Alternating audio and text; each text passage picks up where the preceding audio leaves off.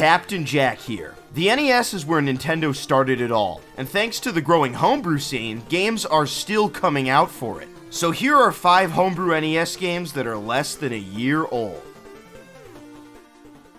Mosh Lift has it all. Great style, music, and charm. You'll have to constantly climb this never-ending elevator using just your feet and trusty guitar. The guitar is the main focus of this game, and it's incredible just how fluid it feels. You'll use it to grab platforms and fling yourself higher up the shaft. The arc of your throw is totally dependent on how much tension is on the line, and the direction mirrors the actual direction you press, which sounds obvious at first, but it can get confusing in the heat of the moment. The best part about Mosh Pit is just how flexible the game feels. You can save your one jump for after your throw yourself against a wall to increase your distance, or even grab the other player. Yeah, there's a 2-player mode, and it definitely reduces the difficulty. But who cares? You'll be pulling off the sickest moves possible while soaking in that rockin' music. This little game is more than the sum of its parts.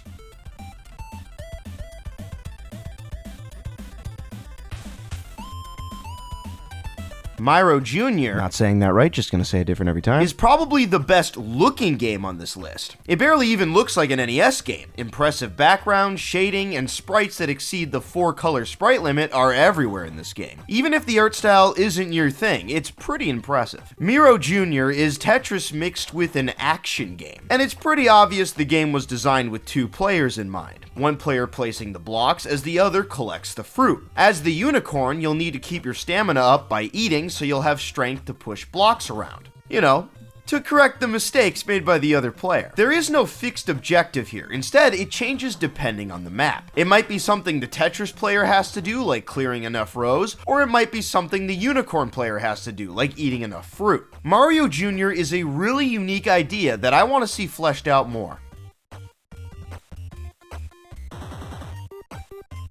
Color match combat is basically Puyo Puyo with a twist. Here, having 4 matching colors in a row doesn't immediately clear the blocks. Instead, you'll have to wait for a bomb of that specific color to set them all off. This allows for greater control of the playfield, as you can strategically place bombs then set them off in a chain reaction. Depending on how many blocks you clear in a move, you'll hurl blocks to the other side, with a timer on them counting the amount of moves left until they're usable, slowing down your opponent. There's also super bomb blocks that are kind of like wild cards, acting as a bomb of the color immediately below them. Beyond being able to face a CPU or another real person, there's also the ability to pick a pattern.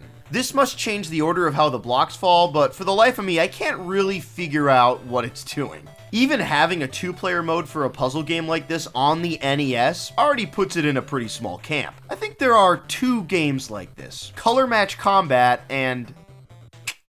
we'll leave that second one open. Senseless City Space Jesus is both the name of my local schizo homeless man and the name of an exciting demo showcasing visual novel technology for the NES. And unlike the real living Senseless City Space Jesus, this one has branching paths. It's pretty early in development, but Senseless City Space Jesus has quite a few features, from giant character sprites to an inventory system that lets you or doesn't let you use an item depending on the context. There's a lot of little flourishes here too, like different fonts depending on who's talking. The game is pretty short so far, and when I say short, I mean short. You can make maybe 4 choices before you either die, escape the city, or get turned into a fungus.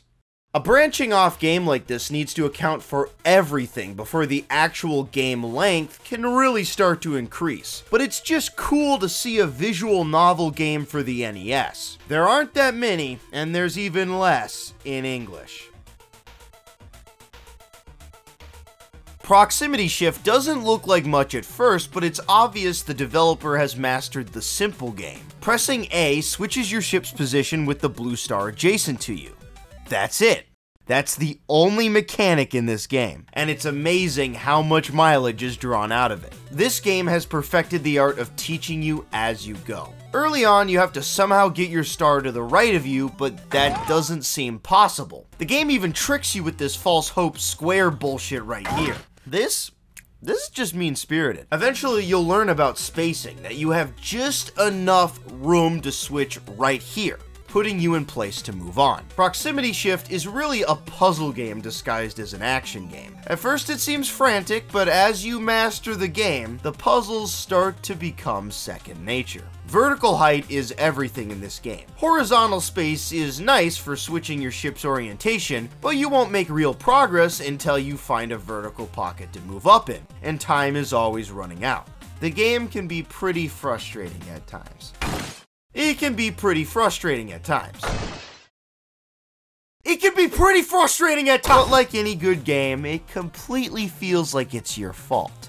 Proximity Shift really feels like the perfect NES game. Nothing in this game could be improved upon by bringing it to newer hardware. The entire essence of this game is right here. Kinda like how Wii Punch-Out is really just NES Punch-Out with a new coat of paint. If you only try one game out on this list, try this one. It's easy to see why it has such a... Try Mosh Pit instead.